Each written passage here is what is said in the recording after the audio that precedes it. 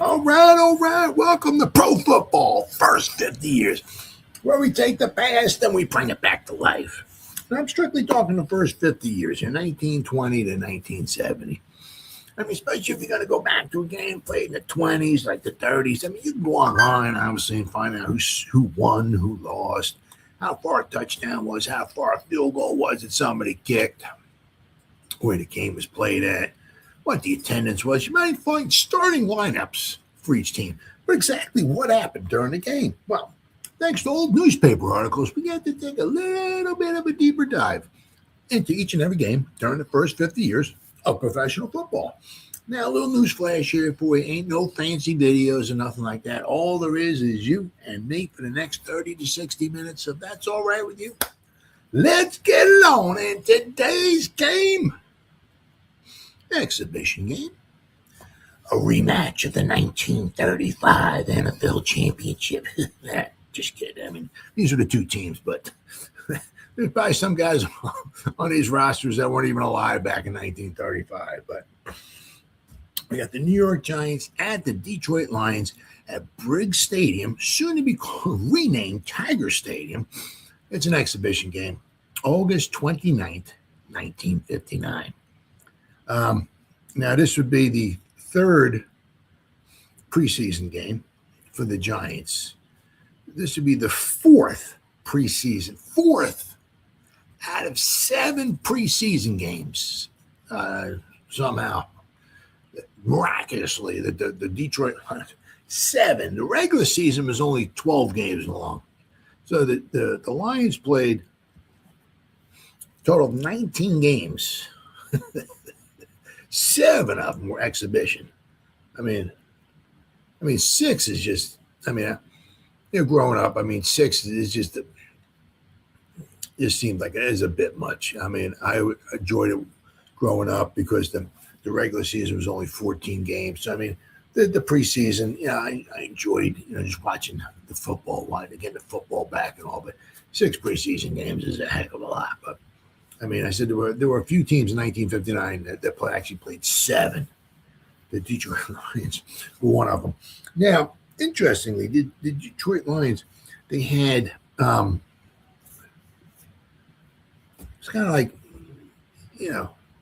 everything was kind of backwards. They had a very successful preseason, and their regular season was, how the mighty have fallen. Let's not forget, 2 years prior, the Detroit Lions went to and won the 1957 NFL Championship game. They beat the Cleveland Browns 59-14, and they had to win a playoff game against the 49ers, one of the biggest collapses in pro football history. To be fair, when the Houston Oilers, because they were the Houston Oilers, still wish they were the Houston Oilers. But anyway, meanwhile, back at the ranch, when the Buffalo Bills, came back and beat the Houston Oilers, in that playoff game, that was just, but to be fair, things, it's always tackling and passing and all of that stuff. But football in the 90s and football in the 1957 was a little bit different. So the 49ers in the 1950, the 49ers and the Lions had identical records at the end of the season. They were forced to have a playoff game. The game was played at Kezar Stadium. The 49ers were up 24-7 at halftime. They kicked a field goal in the third quarter, and they were up 27-7 in the third quarter, and they lost. You give, and the Lions came back and scored 24 unanswered points in halfway through the third quarter and the fourth quarter. That's a big comeback. 24 unanswered, and 49ers couldn't answer. So, that was a big loss for the 49ers. But it allowed the Lions to get to the championship game. They won. But it took a long time for the Lions to get back to a championship game. It took them until the 1991 NFC Championship game, when they got totally blown out of the water by the Redskins. But I mean, obviously the Lions haven't won a championship game since. An NFC, Super Bowl, Gatorade, whatever, nothing. They haven't won a championship game since in 1957. So, there's certain teams there. The only one I could think of would be worse would be if you were a Cardinal fan, because you're waiting since 1947. So, I mean, like the Browns fans, the Jet fans, and all that, they've been struggling with that. And the Lions been since 1957, and this is 2 years since then. And let's take a look here. I'll start off with the Giants first. I mean, the Browns the Lions had a very bad season. To go from 1957 winning the championship convincingly, 59-14, and 2 years later you only win 3 games.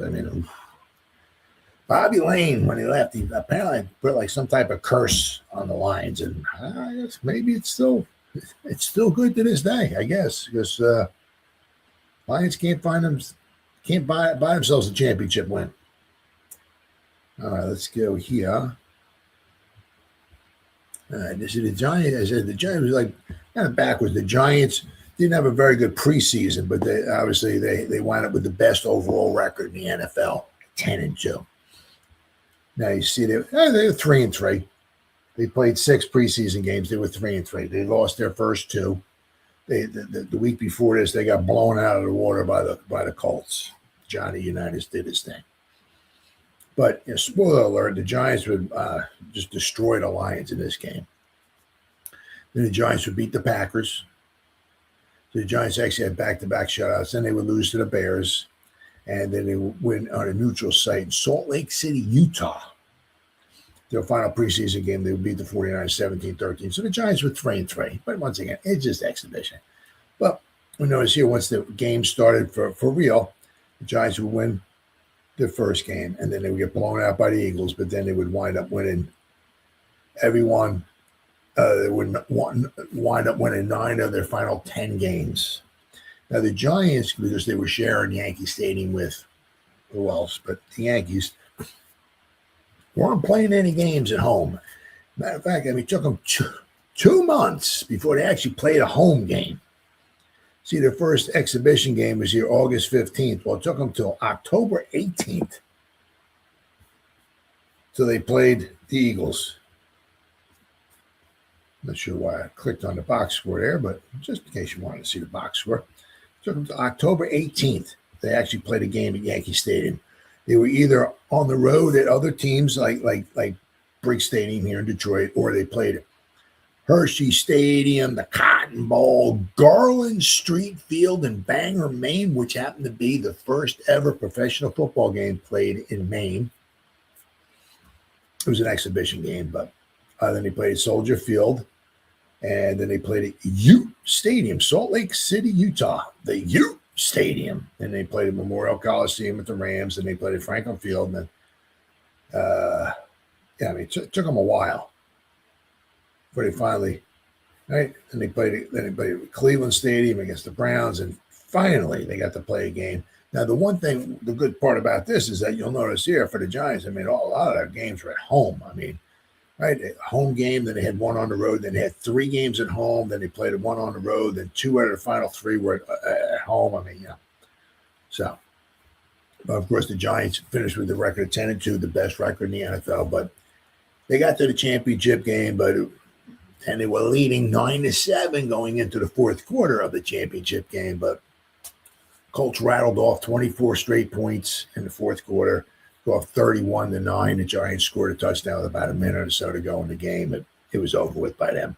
But if we look here at the Lions, as I said, once again, the Lions, this is their 4th preseason game. They started on August 8th against the Rams. They played in Boulder, Colorado at Folsom Stadium. Then they played the Chicago Cardinals at Norman, Oklahoma, in Oklahoma Memorial Stadium. Then they played at the Rubber Bowl in Akron, Ohio against the Browns. Then they finally played a home game here against the Giants. Then they played in Toledo, Ohio at the Glass Bowl against the Eagles. Then they played their final two preseason games were at home, Briggs Stadium. They played against the Browns. So they played the Browns 2 times in exhibition. That don't happen anymore. Then they played the Redskins, and then finally the regular season started. So you count 1, 2, 3, 4, 5, 6, 7 preseason games. But they had a very successful preseason. But once again, it was preseason. You'll notice here, right? 1, 2, 3, 4, 5 wins, a tie, and a loss. They were 5-1-1 in regular season. This would be their only loss to the Giants, 38-0 in preseason. Other than that, they either won or they tied. But then you'll notice here, once the regular season, they lost their first 4, and then they beat the Rams 17-7, who might have been the worst team in football. You have to be a battle royal between them and maybe the Cardinals or, they're 2 really bad teams. They beat the Rams, but by the time the Lions got their second win, they were out of the race already because they had lost their first 4 games.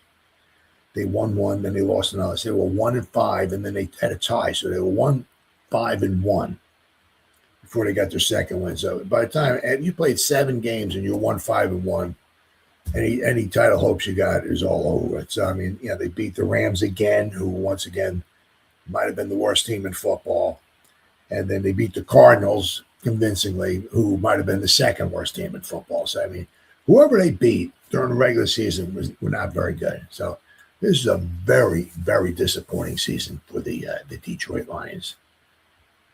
And the game was played at the time it was called Briggs Stadium, soon to be named Tiger Stadium a couple years later. So let's take a little gander here. All right, share the screen. All right, Tiger Stadium.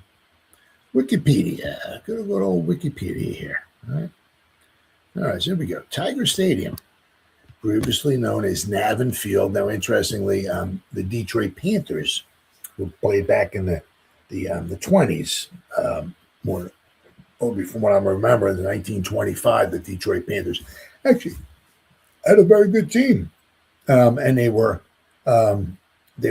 actually, unbelievably, they came very, very close to winning the overall title that year. They lost a tough game toward the end of the year. They had the lead, and they gave up a touchdown in the final few minutes of the game, and they wound up losing there any chance of winning the title. They only had 2 losses that year. That second loss at the end of the season killed them. If they had won that game, the Detroit Panthers would have been your 1925 NFL champions. But that's another story for another day. But they played at when this field was known as Navin Field. So it's got a little history to it. Of course, Tiger Stadium and Fenway Park go back. Unfortunately, thankfully, Fenway Park, is still around. Unfortunately, Tiger Stadium could not be saved.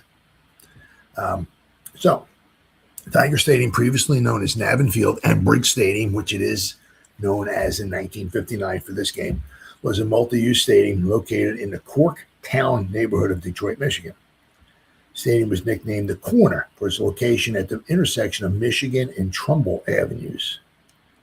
It hosted many, the Detroit Lions, the Detroit Tigers. You see the Tigers here from 1912 to 1991. Then the Lions were there. There you go, the Lions. 38, 39, and then again from 41 to 74. 75, that's when they moved inside.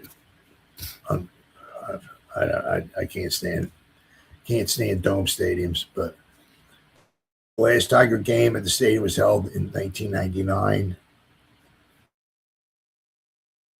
1895, the Detroit Tigers owner, George Vanderbeck, had a new stadium built at the corner of Michigan and Trumbull Avenues. That stadium was called Bennett Park and featured a wooden grandstand with a wooden peaked roof in the outfield. At the time, some places in the outfield were only marked off with rope. In 1911, So I got something on the screen there. New Tigers owner Frank Navin, a.k.a. at Navin Field, right, ordered a new steel and concrete baseball park to be built on the same site that would seat 23,000 to accommodate the growing number of fans. Navin Field opened on April 20th, 1912, the same day as Fenway Park. So, has some history to it.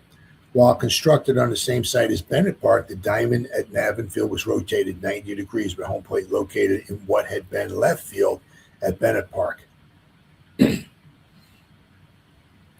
Shoeless Joe Jackson, later banned from baseball for life following the Black Sox scandal, scored the first ever run at Navin Field. Over the years, expansion continued to accommodate more spectators. In 1935, following Navin's death, new owner Walter Briggs Sr. oversaw the expansion of Navin Field to a capacity of 36,000 by extending the upper deck to the foul poles and across right field. By 1938, the city had agreed to move Cherry Street, allowing the left field seats to be double-decked. And now renamed Briggs Stadium, had a capacity of 53,000. In 1961, new owner John Fetzer took control of the stadium and gave it its final and longest-lasting name, Tiger Stadium. A fire gutted the press box on the evening of February 1st, 1977. And then in 1977, the Tigers sold the stadium to the city, which then leased it back to the Tigers.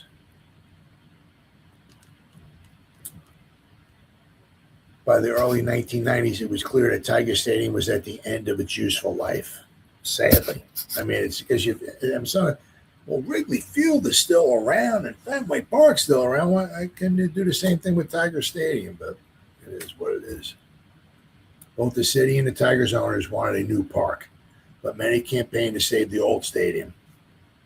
But fortunately, it never wound up happening. Let's see where we at here. Here we go, professional football. Tiger Stadium was home to the Lions from 1938 to 39 and from 41 to 74. The stadium hosted two NFL championship games, 1953 and 1957. Both games the Detroit Lions would win. I believe the 53, I know they beat the Browns. I think the 53 was 17 to 16. And the 57, that was the 59 to 14 demolishing of the Browns. The football field ran mostly in the outfield from the right field line to left center field, parallel with the third base line. The benches for both the Lions and their opponents were on the outfield side of the field. In the early 1970s, the city of Pontiac and its community leaders made a presentation to the Metropolitan Stadium Committee. 155-acre site on the city's eastern boundary. Initially, a dual stadium complex was planned that included a moving roof that was later scrapped due to the high cost and a lack of a commitment from the Tigers. But the Metropolitan Stadium Committee voted unanimously for the Pontiac site. In 1973, ground was broken for a stadium to exclusively house the Lions. I can't stand it. Lions played their final game at Tiger Stadium on Thanksgiving Day, November 28, 1974, against the Denver Broncos. And unfortunately, they moved inside. I once again can't stand it.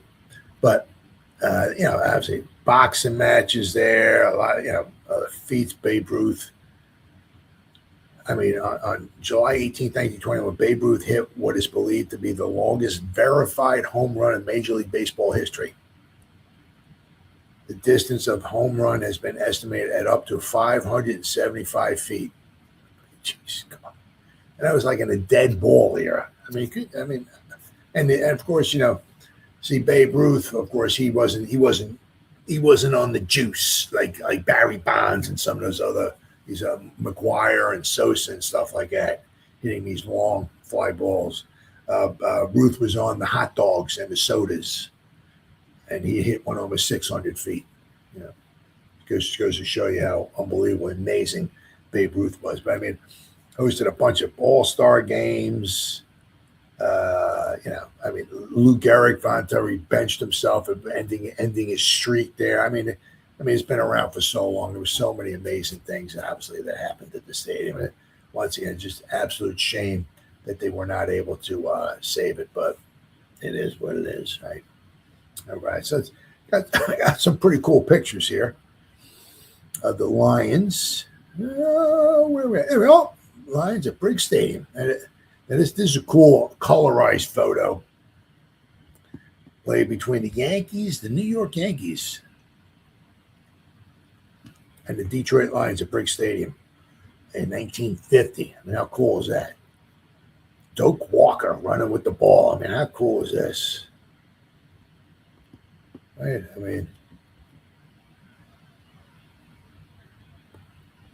Just absolutely amazing. Whoever colorized this did a phenomenal job.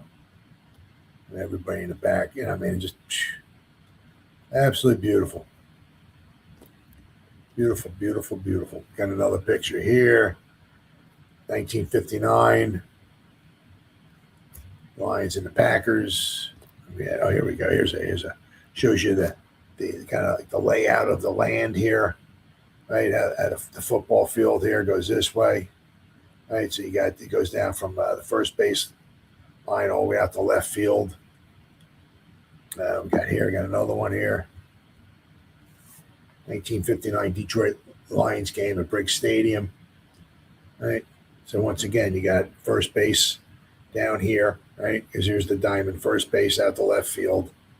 But you see over here, the thing is that you see how much of a gap there is between, like if you're out here in the upper deck or so, and the ball's like over here, you're way out over there. Wow, you're far, far away from the playing action. Here's an awesome shot right here. I guess the ball might have gone, over the goalpost. 1952, Lions and Leon Hart catches one of his 2 touchdown passes from Bobby Lane in the 17-16. That's not the championship. It was on November 2nd. It couldn't be the championship against the Browns. That was 17-7, the 52 championship game, and that wasn't at Briggs Stadium. So anyway, meanwhile, back at the ranch, but maybe the ball got thrown over the goalpost and he jumped up and caught it. Is that what it looks like? Wow. Let's see, we got another picture here. What do we got here? 1959, right?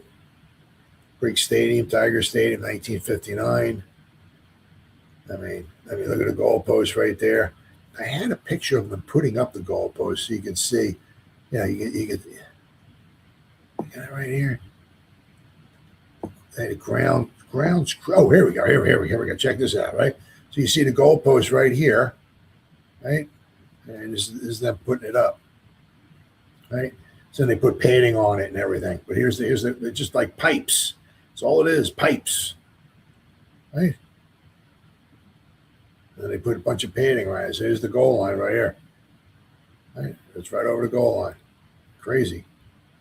1959. Nope. That ain't Briggs Stadium. What we got here? Detroit Lions, Briggs Stadium. Obviously, the place would be packed. Especially, in the 50s, the Lions were, a very, very good team. And they always had good teams, good, tough teams, especially in the 60s.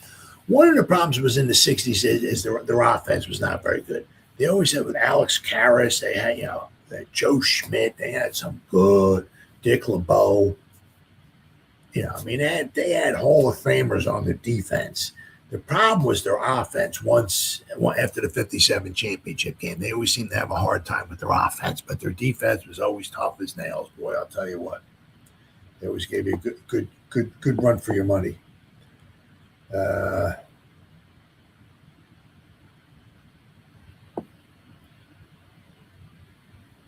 you go. Wow. I don't know what this is here. First Thanksgiving Day, Briggs Stadium. Wow. Look at this. How the field has changed. Let's see, is there any other here? Now this could be, is this? This could be the Thanksgiving Day Massacre, 1962. This could be the one of the 11 sacks that Bart Starr suffered at the hands of the Detroit Lions in 1962. This is the only. This is the 62 Thanksgiving Day game.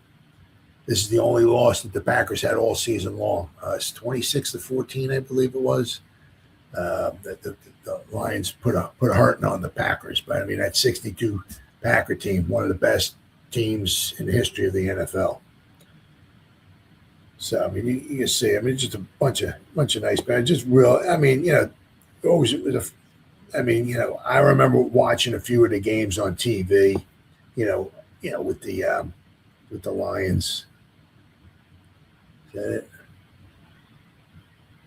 What was the last? What was Lansing like? Oh, the last time the Lions played it.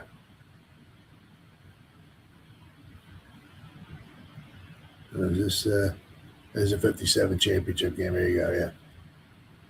Yeah. This was the 59-14 game. Like I said, I remember watching a couple games on TV when I was a kid. Obviously, if 74 was their last year, I was only 10 years old. But I do remember watching a couple games. I know one of them was against the Bears, and at that field. I mean, just once again, I'm an old time guy. I love dirt. It snows there. It's out in the weather elements. It gets really cold there and all. It's Detroit, But I mean, for them to go inside and play on artificial turf, absolutely can't stand it. But it is what it is. So let's go around. Let's got a little bit of pregame action here. So let's got a couple pages here. So let's go to the Detroit Free Press.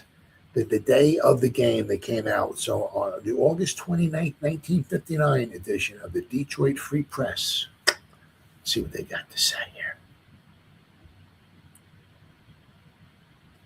August 59. All right.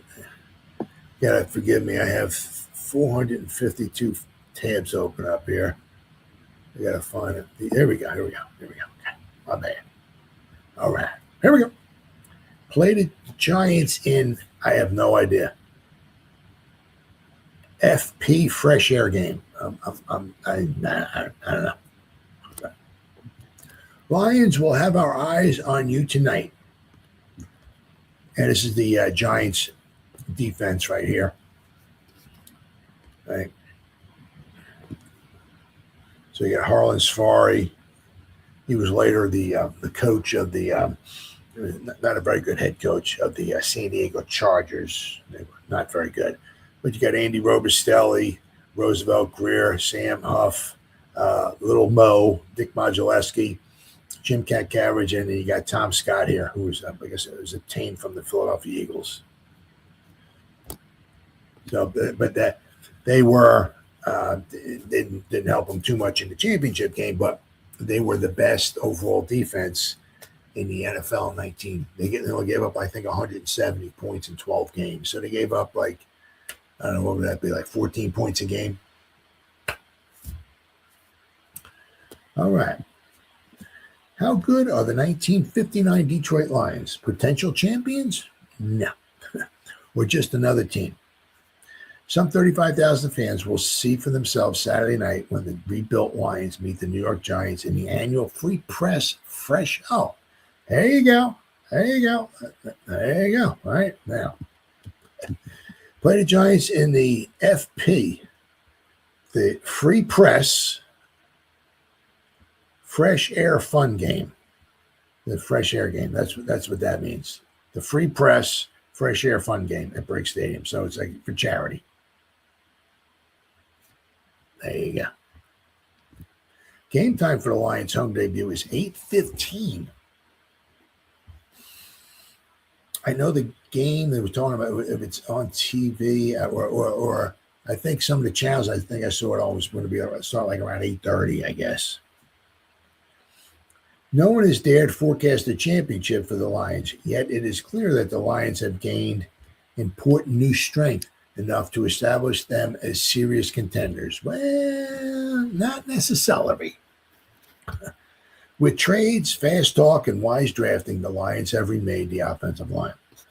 They brought Ollie Spencer from Green Bay and John Allen from Washington, talked John Gordy out of retirement, and bagged a prize new recruit, Mike Raybold of Indiana, in the college draft. Charlie and Harley Sewell and Jim Duran remain as three of the most efficient blocking linemen in football. This line is 25% stronger than our line of last year, boasts head coach George Wilson. It could make a big difference for us. Nope. The home audience will have this chance to judge for itself. Always regarded as one of the most formidable defensive teams in the National Football League, the Giants should provide an excellent test. Well, also because one of the things that Tom Landry was the defensive coordinator for the Giants. This would be his last year as a defensive coordinator for the Giants. There's a rare touch of the unusual involved in this duel. The Lions and Giants were the most exciting teams of the last two seasons. Detroit's remarkable surge to the 57 World Championship has not been forgotten. New York was the Cinderella team of a great 1958 campaign and narrowly missed the world title. Both clubs are making vital changes this year. The Lions overhauling their line, the Giants groping for the right quarterback and revamping their offense. Both have made headway, although their preseason records do not emphasize the facts. Yeah, the Giants have like 5 quarterbacks. They're letting Frank Gifford, he's one of the 5, partake in some exhibition games. He was their starting quarterback for week 1 against the Philadelphia Eagles in the opening quarter. He did okay, but he's not going to wind up being a quarterback. But I mean, the Giants have 5. They got Frank Gifford, they got Charlie Connolly, they got George Shaw, who they traded for the Colts to get Don Heinrich, and then they drafted Lee Grosscup in the first round. So they have 5. Well, then you take Frank Gifford away, they still have 4 quarterbacks on their roster. I mean, the Giants have lost twice, 2 preseason games. The Lions have broken. Let's go to page 14, column 2. Broken even with 1 victory, 1 tie, and 1 defeat. Wilson said he might well wait until the last minute before picking his starting quarterback. It's a touchy thing, picking the one man to start the first game before a home crowd, he said. The choice last week's time, this is one of the problems. Because sometimes if you have 2 quarterbacks, you have no quarterbacks. They weren't sure who was going to be, Jerry Reichow, but Earl Morrall was, to me, one of the greatest backup quarterbacks in the history of the NFL. He helped take 2 different teams to the Super Bowls. Now, the 72 Dolphins, after Bob Greasy was injured, Earl Morrall was in there, and he just kept the ball rolling, kept winning football games. And then he took the 1968 Colts, who lost to the Jets. And Earl Morrall was actually the NFL MVP that season. He had a phenomenal season. He didn't have such a phenomenal Super Bowl. But, Earl Morrall was a fantastic backup quarterback. Actually, Earl Morrall was actually the backup quarterback. Or one year he was the quarterback for the Giants, and then he backed up for 1967. I think he was the backup for Frank Tarkenton and with the Giants. So Earl Morrall found himself on the Giants for a couple of years as well, too. Let's see. The choice last week was Tobin Rote, and it's likely that the Big Texan will get the call again. Wilson intends to use all 3 of his quarterbacks, alternating Rote, Earl Morrall, and Jerry Reichow. Giant coach Jim Lee Howell has 5 quarterbacks available, although probably only 3 will be used. They are George Shaw, the former Baltimore Colt. The Giants made a trade to get him. Old-timer Charlie Connolly, who will eventually be the Giants quarterback during the season. Frank Gifford, the reluctant halfback who wants to pass. As I said, then they have Lee Grosscup and Don Heinrich as well, too. But Frank Gifford, because I believe he was drafted in 52, so this would be like his 8th season. Now, you go back in the 50s, he played, this would be his 8th season. That's a nice, healthy career. But he was also figuring that if he can become like a running quarterback, he might prolong his NFL career. I think an article I read up to 5 years, maybe give him another 5 years or so. But Jim Lee Howell agreed to try the experiment of letting him possibly be a quarterback, but it didn't pan out.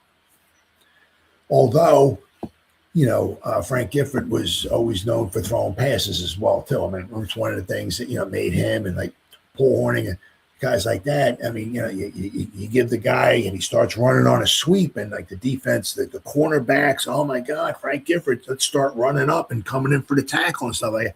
Well, then what winds up happening with Paul Hornung and Gifford and some plays like that, or players like that, they run it and all of a sudden, what do? They get the ball and they look down the field and they throw a pass. So it keeps the defense's secondary honest, because just because a guy's making a sweep, you want the guys coming up and trying to maybe make a tackle, but you can't forget about the wide receivers running around, right? You start forgetting about the wide receivers. Gifford or Hornung steps up, throws a pass, so then you're in trouble. Injuries have caught the Lions short in the backfield. Gene Gedman and Ken Webb, who have had leg trouble, will miss the game. Still, the Lions may show something new with their backs. In last week's 9-3 victory over Cleveland, Cleveland's no slouch, they employed two fullbacks, John Henry Johnson and rookie Nick Petrosini, in the same unit. Wilson said it could happen again. Even with the newness of the season, there are still old and familiar figures around. The Giants have their Connolly and Gifford and Alex Webster and Kyle Rote, and the defensive masters Sam Huff, Andy Robustelli, and Roosevelt Greer. The Lions bring along such as Hopalong Cassidy and Danny Lewis, who has sparkled in the 3 exhibition games, and defensive giants like Gil Maines, Alex Karras, and Joe Schmidt. All right, what do we got next here? We got the Kalamazoo Gazette. We'll go to the August 29th, 1959 edition of the Kalamazoo Gazette. All right. There we go. All right. Your quarterback is your key. If he is bad, you lose. Now, this is a little typo error here. If he is God, you probably lose. Now, if he's God, you probably win. This is probably if he is good, you lose. So, as the coach, George Wilson of the Lions, said, the quarterback is a key. If he is bad, you lose. If he is good, you lose. You probably lose. If he is great, you win. So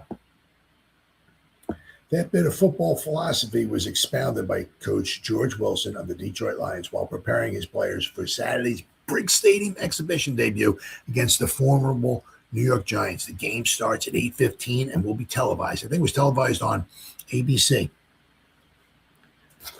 And that is why he will use all 3 of his passers against New Yorkers, who went into sudden death overtime last year before losing the World Pro Football Championship to Baltimore. Wilson hasn't decided as yet which of his 3 signal callers will be given the starting assignment in the Lions' 4th preseason game. He indicated he might not decide until game time whether to start Tobin Rote, Earl Morrall, or Jerry Reichout. Nor did Wilson indicate whether any of the 3 might be the great quarterback necessary to pilot the Lions once more to the National Football League title.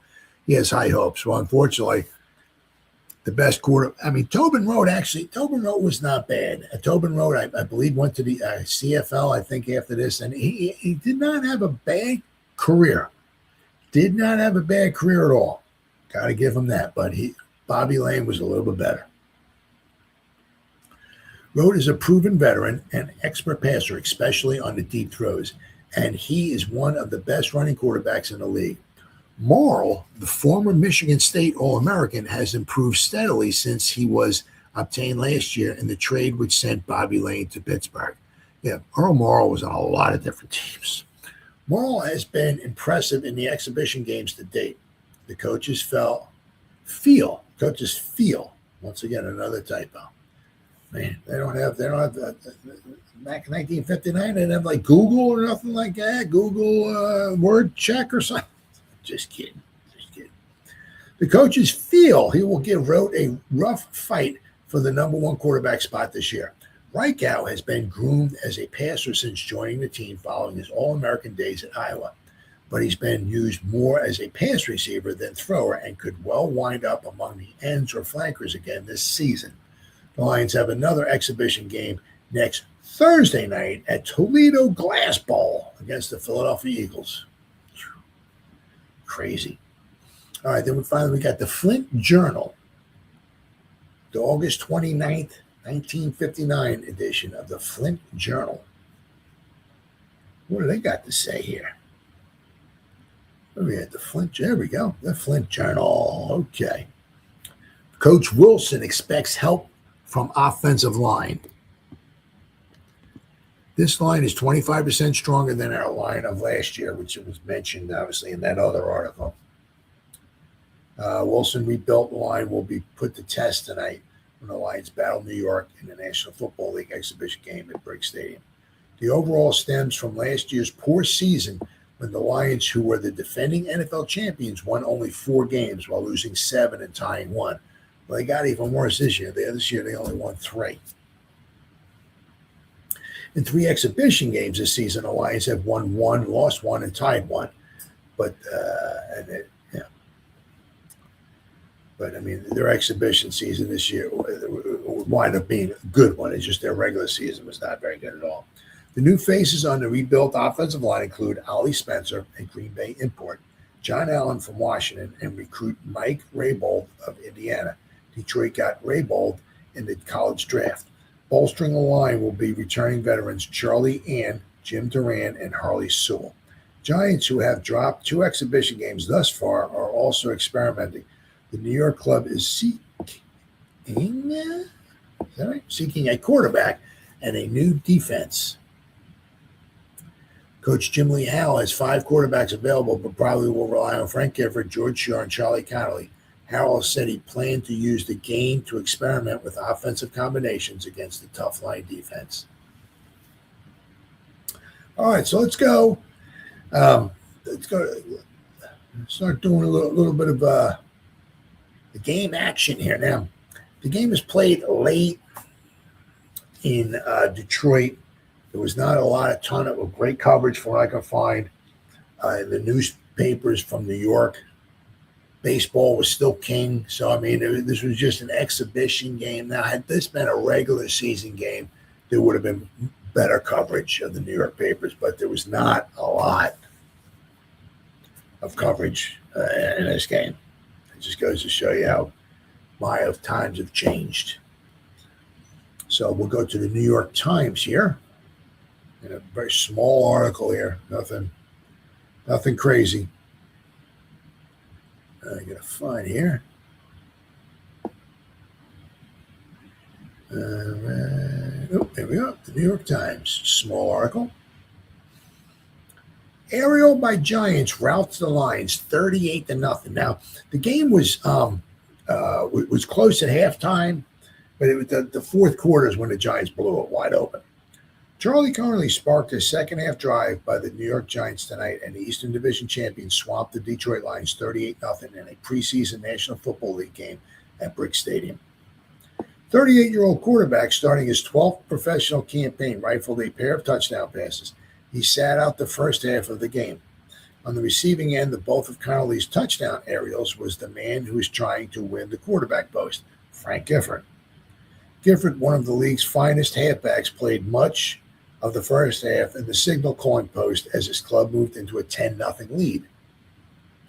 But it was Connolly who got the Giants rolling before a crowd of 28,679. Connolly hit Gifford with a 25-yard scoring pass in the third period, and the two combined in the fourth quarter on a 31-yard effort. And just goes to show you, I mean, because, usually the way it is nowadays is you don't got your third, fourth quarter. I mean, very rarely you're going to have a starter in there. I mean, especially because you got so many guys trying to make the roster nowadays. You got a 90-man roster. those late quarters, the third and the fourth quarter and all that, especially because now you only got 3 preseason games. That's why you have so many guys, on like the second, third, fourth stringers in there late in the game. The guys are trying to make the roster. I mean, the Giants here know that Connolly and Gifford are on the roster, right? The only New York touchdown on the first half was scored midway through the first period when a Detroit back, Dan Lewis, fumbled at his own 13-yard line, and the Giants recovered. 4 plays later, Alex Webster crashed over from the 2. Pat Summerall, who kicked all 5 extra points, added a 47-yard field goal in the second period. The Giants tallied 21 points in the fourth quarter. After Connolly's second touchdown pass, Lyndon Crow raced 75 yards with an interception for 1 score, and in the closing minutes, the rookie quarterback, Lee Grosscup, connected with rookie halfback Joe Morrison on a 55-yard scoring pass. All right, now we got the Detroit Free Press. Let's see, what do they got to say about the game here? We got the, where are we at here? August 30th, 1959 edition of the Detroit Free Press. Got a lot of little articles here on the game. It's murder. And you see right here, see the goalpost right here? See it, right? These are the pipes, right? And they just mark them off with tape, right? But they put padding around it. So at least if they run into here, they're not running into these steel poles up here. They're the pipes. We never come close to scoring. New York rings them up in every period. Somehow the Lions seem to have lost everything. They lost their punch. They lost their poise. They even lost their defense. In the shabbiest performance in years, they bowed to the New York Giants 38-0 Saturday night, and boos and catcalls chased the once proud champions to their locker room at Briggs Stadium. This was the 11th annual Free Press Fresh Air Fun Game, and it marked the first time in this traditional midsummer home debut of the Lions that they had been beaten. Wow. Been beaten. Wow. Jeez. It was first time in 35 games dating back to a 17-0 shutout by these same Giants in 1957 that they were blanked. It was bad enough, but it might easily have been worse. The Giants dropped 2 short touchdown passes. Yeah, one of them, I believe, reading earlier, was from, of all people, Don Maynard. Might be one of the reasons why he tried for the fifth. He was on the 59 Giant team and he didn't make the team in the preseason. Just dropping passes. Then he goes to play for the Jets and he winds up being a Hall of Famer. He wasn't dropping any passes from Joe Namath. He only dropped them when he was with the Giants.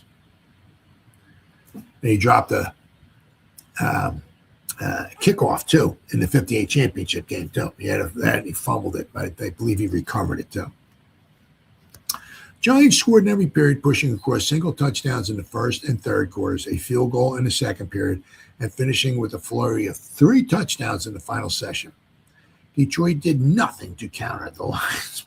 His scoring thrust was to the New York 31 in the second period, and this died with a wide field goal kick by Jim Martin from the 39. Seldom have the Lions seemed so feeble. The offense, which seemed to promise so much only a week ago, sputtered and collapsed as Earl Morrall, Tobin Rote, and Jerry Reichow struggled to give it life. Lions gained a mere 139 yards. Oof. The big bulk came on passes, 113 yards, but most of this was taken up by reliable Hopalong Cassidy, who made 2 brilliant catches and gave the attack its rare bright spots. Except for Cassidy, only John Henry Johnson, the revived fullback, showed anything of note. Johnson's running in the second period set up Martin's futile field goal try. Everything went wrong for, let's go here. Let's see.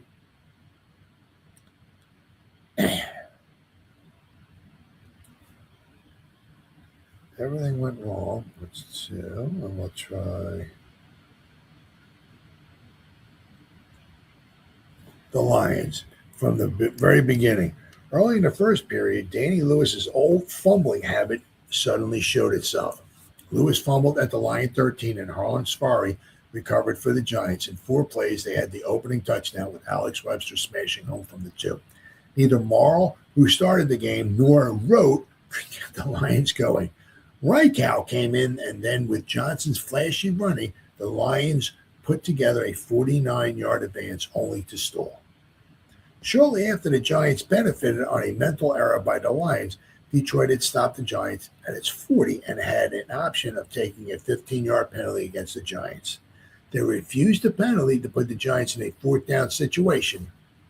That's understandable, right? But Pat Summerall came in and kicked a 48-yard field goal for a 10-0 halftime lead. Giants went right to work in the second half with Charlie Connolly stepping in at quarterback for the first time. George Shaw and Frank Gifford had shared the role in the first half. Connolly pitched 3 telling passes, the final one going to Gifford for 24 yards and a touchdown to make it 17-0. Giants lost a touchdown a moment later after intercepting one of Rhodes' passes and racing it to the Detroit 5. Connolly's 4th down pass was dropped in the end zone by Alex Webster. Later in the period, Don Maynard, future Hall of Famer, not with the Giants, dropped a sure touchdown throw. Probably one of the reasons why he got let go. But the Giants shrugged it off, and Connolly fired a 31-yard shot to Gifford for a 24-0 lead opening the 4th period. That's why Frank Gifford stayed, and Don Maynard went.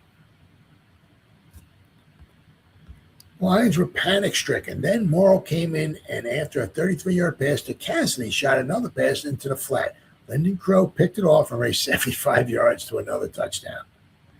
Final Giants score came on a 55-yard pass between Lee Groscup, that was the Giants' first-round pick in the 1959 draft, and Joe Morrison, which caught the Lions' defensive backs napping halfway across the field. And here are the statistics. I mean, this is, whew. I mean, my goodness. They had 44 yards rushing, 7 first downs, 95 passing, 8 out of 23 passing. Wow. They lost a fumble. Wow. Passes intercepted, so they picked off 2 passes and lost a fumble. Wow. So, I mean, what is it, 139 yards they got? Wow. Total offense, 7 first downs, and you got shut out. Whew. That's pretty bad. All right, here we go. Let's see. There was another one here. Here we go. All right. Lions far from perfect. The Giants see that. It had to happen sometime, and it finally did. The Detroit Lions went into their 11th annual game with an unblemished record under auspices of the Free Press Fresh Air Fund. They never had lost, but the New York Giants, Eastern Division champs, took care of that. What's more, they did it with a vengeance as they not only snapped the Lions' record, but shut them out. First time that happened to the Detroiters in a string of 35 straight games. Last time they were blanked, same Giants did it, 17-0 in their final exhibition of 1957. In their 2 previous games, the Giants scored 17 points, both times, but lost by a total of 26. They made up for it, but good. Coach Jim Lee Howell, as might be expected, was happy over the outcome, but like every other coach, he mumbled over the touchdowns that he should have but missed. We blew 2 more, he said. It's tough enough to get a receiver open in this league, but when 2 of them drop perfect passes right in their hands, that really hurts. We were terrible, just terrible, said a dejected George Wilson, who looked that way himself. Anyone hurt? About 50 hurt feelings. No one likes to take a beating like that, especially in front of home fans, Wilson said. We kept trying different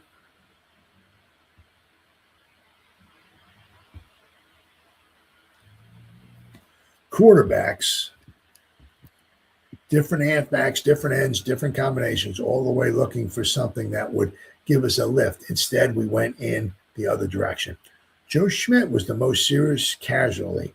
He re-injured a shoulder bruise when he made a headlong dive on a tackle effort and landed awkwardly on his side. Same shoulder I hurt last week. Doesn't seem any worse now, Schmidt insisted while getting assistants to strip off his gear. Dr. Richard A. Thompson, the team physician, said no one besides Schmidt seemed to suffer any injury of consequence.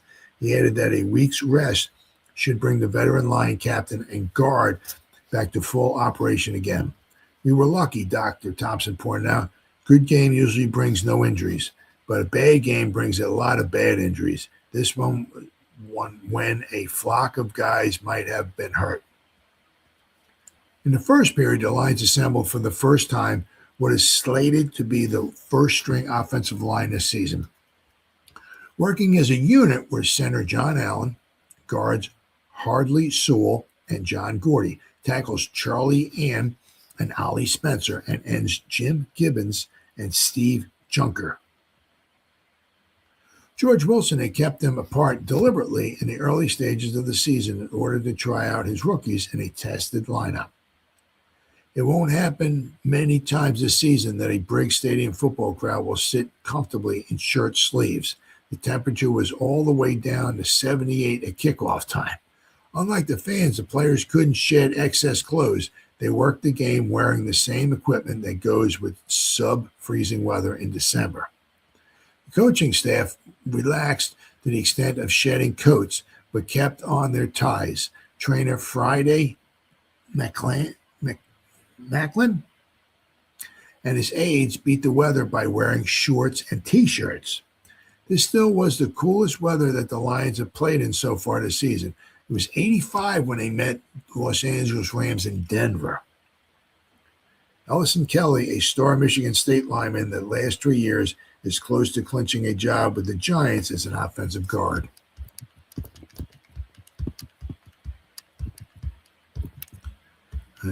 Kelly's wife, Donna, and their 2 children still live in East Lansing. I'm going back to state for my master's degree. I want to become a CPA, said Kelly, who hopes to do his studying on a part-time basis while playing pro football for a few years. Because he was the only Giant with any local connection, Kelly drew a spot in the starting lineup. For the first time in the 11-year history of the Fresh Air Fun Game, national television cameras were beamed into Briggs Stadium to pick up the preseason battle. Almost 100 stations along the ABC network carried the game, with Chuck Thompson and Howard Cosell sharing the mic. Wow, Howard Cosell, 1959. Whew. When fullback John Henry Johnson did a dipsy so running act midway in the second period to zigzag his way through a flock of would-be Giant tacklers, his actions prompted a press box wag to observe that ex-John Henry is running this year like Bobby Lane must be driving. Jim Steffen, one of the brightest of the Lions rookies, was quick to show the fans why the coaching staff is so high on him. A 6-foot, 195-pound defensive halfback out of UCLA, Steffen came up with the 2 best defensive plays in the first quarter. George Scott almost had broken into the clear on a punt return, sliding away from 3 tacklers when Steffen nailed him. Minutes later, he intercepted a George Shaw pass to spike a Giant drive. Earl Morrall, ex-Michigan State star, got his first chance to start a game at Briggs Stadium since joining the Lions early last season. Morrall, Tobin wrote, leading understudy, called only 5 offensive plays plus a punt before Rote took over after 7.5 minutes of the first period. He completed 1 of his 2 passes in that early stint. And just in case you want, bowlers are wanted. Teams or individuals for junior and senior house leagues. Also mixed league opening available. So if you're interested, if you're a bowler in the Detroit area, give them a call. For more information, call VE79770. Right? Just in case you're interested. All right, next, let's see. What do we got here? We got the Jackson Citizen Patriot. There you go. The August 30th edition of the Jackson Citizen Patriot. All right, here we go.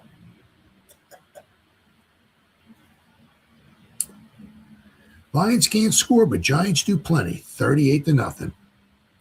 Ageless Charlie Connolly lit a second-half fire under the New York Giants Saturday night, and the Eastern Division champions swamped the Detroit Lions 38-0 in a preseason National Football League game at Briggs Stadium.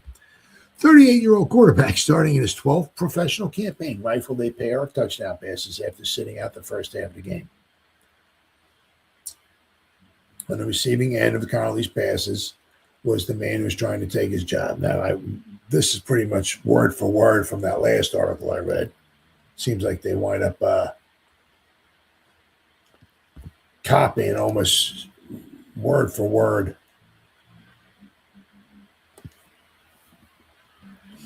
This was Detroit's second defeat against one victory and a tie in the preseason campaign. Except for a couple of breaks in their favor, the Lions would have been beaten much worse. In the third period, Jim Patton intercepted a Tobin Rowe pass and ran 29 yards to the Detroit 4-yard line. On fourth down, Webster dropped a pass in the end zone. Later in the same period, the Giants' Don Maynard raced 20 yards behind the 20 yards behind the Detroit secondary, but let Connolly's pass slip through his fingers. 20 yards, 60 feet. Giants used all 5 of their quarterbacks. George Shaw started but played only briefly. Don Heinrich and Lee Grosskopf played only at the tail end of the contest. Lions split their work between Earl Mall, Rote, and Jerry Reichow. But the New York defense was so strong and the Lions so ineffective in every way that none gave the fans anything to cheer about. Detroit had only 1 first down by rushing and only 5 passing. Wow. Lions, I guess then they must have had 1 first down by penalty because they had 7 first downs in the game. I mean, that's a pitiful number. They only got 1 first down by running the ball. Wow. Lions ground game picked up only 44 yards, in the passing game only 95. Quarterback completed only 8 of 23 passes, like 35%. That was just like about half of what, I mean, nowadays game, you like to complete 65 to 70% of the passes. There they completed 35%. And only twice did the Lions get into Giants territory. Wow. And of course, you got the Joe Schmidt who left the game with his bruised shoulder. Wow. All right, what do we got here? We got the Flint Journal. Let's see what this one's got here. Got a bunch of short articles here. The Flint Journal. So go to the August 30th, 1959 edition of the Flint Journal. See what they got to say. Lions trounced 38-0. But the Tigers won, just in case you're wondering. In case you had any money bet on the Detroit Tigers. Same thing.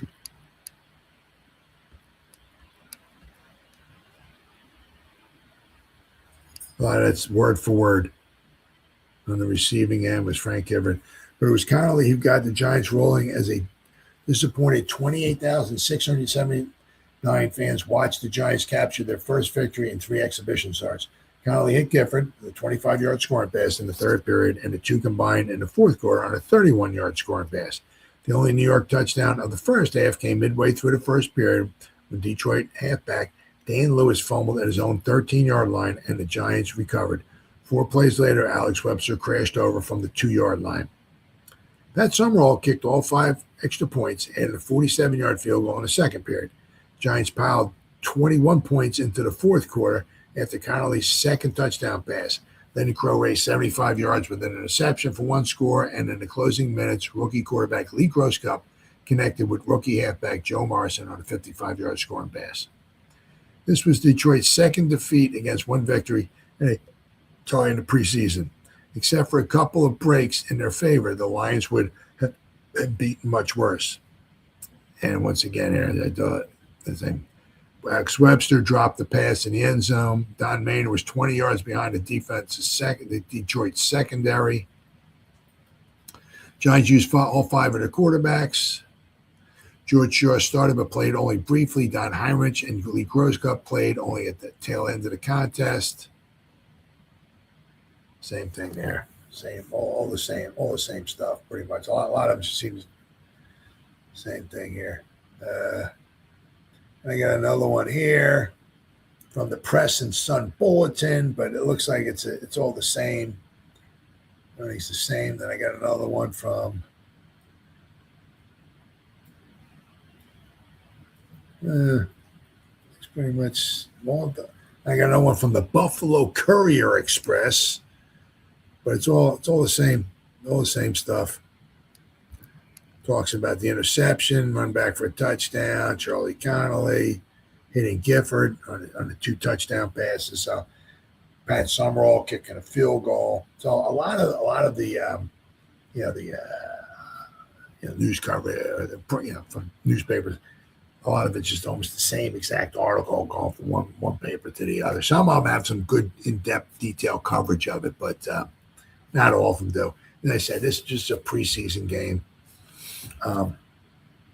In the New York City area, there was not a ton of great coverage of this one at all. So the New York Times was a small article. Had this been a regular season game, the coverage certainly would have been much better. Especially in the New York area, because the Giants won 38-0 on the road against Detroit, and that would have been some nice coverage on it. But once again, especially if you're in August, this is baseball season, right? So baseball reigns supreme. So, there's some decent coverage, but nothing in depth and detail, crazy about it. But once again, it was a 38-0 massacre. So, but these two teams, it's kind of like how the mighty have fallen. Detroit, 2 years ago in 1957, won the championship. Last year, I think they said, they only won, 4 games. This year, they would only win 3.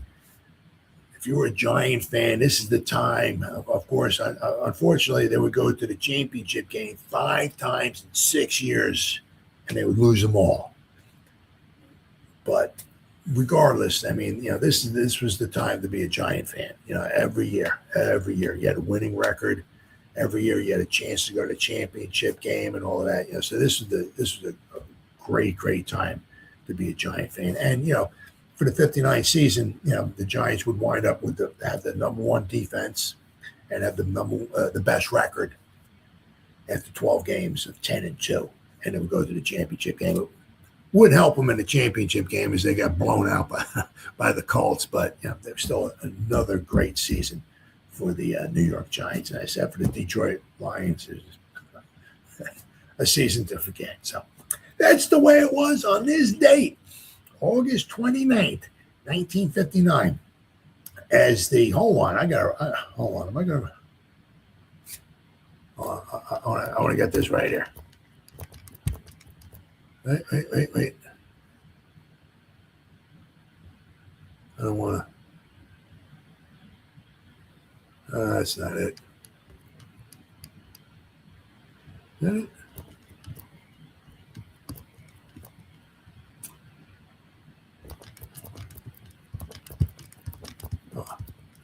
I want to get the name of the game right.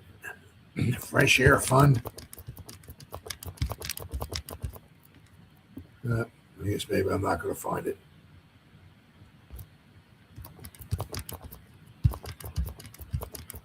I'm going to find it. I guess not. So, I do apologize.